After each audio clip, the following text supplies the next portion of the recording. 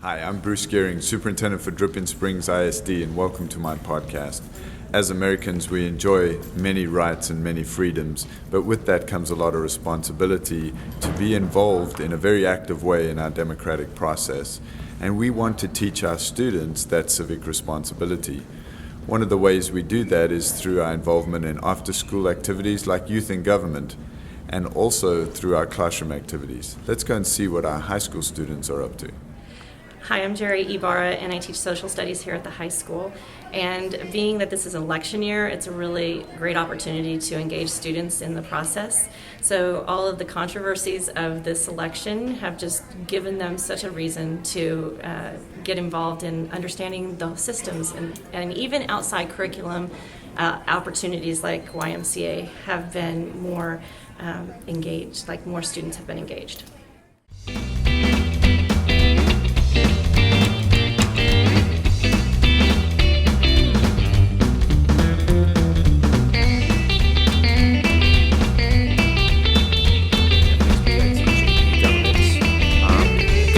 Portion of the AP curriculum for government does focus on the election process and how campaigns are run. And with that in mind, especially with the election right around the corner, I developed a project where students, given some generic information about a candidate, would flesh out that information and use that as an opportunity to explore and come up with a strategy for how this candidate would win the election.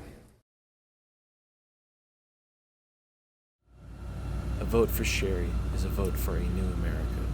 Your vote for Sherry is necessary. I am Sherry Johnson, and I approve this message. I'm Harrison. I'm a senior, and we just did a project over campaigns. And going into it, I didn't really know a lot about the whole political campaigning process, and I thought it was interesting because I learned a lot about PACs, super PACs. I learned a lot about the whole mapping out where they're gonna go campaign, what states to go to, and I learned a lot about the Electoral College and all that. So yeah, it was really interesting. I'm Jillian. I'm in 11th grade at Dripping Springs High School.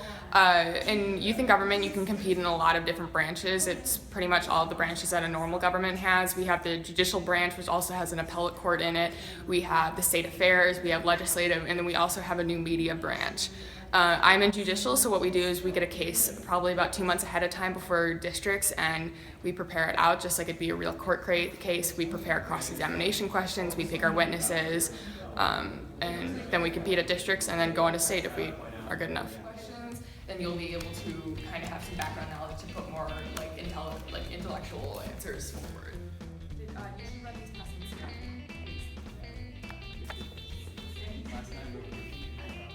I'm Cosmo Aziz. I'm in 10th grade, and this is my second year doing youth and government, and I'm in the judicial section, obviously. And for me, youth and government has been a real learning experience just because of how good it's impacted my skills of being social, basically, and how well I've been able to articulate my thoughts now after doing youth and government.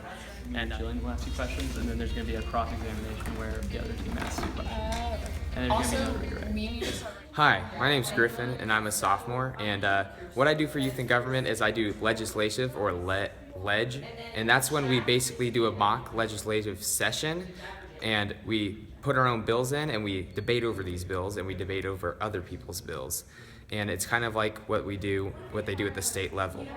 Basically adding additional troops or agents and the equipment needed to supply them along our southern border to secure it.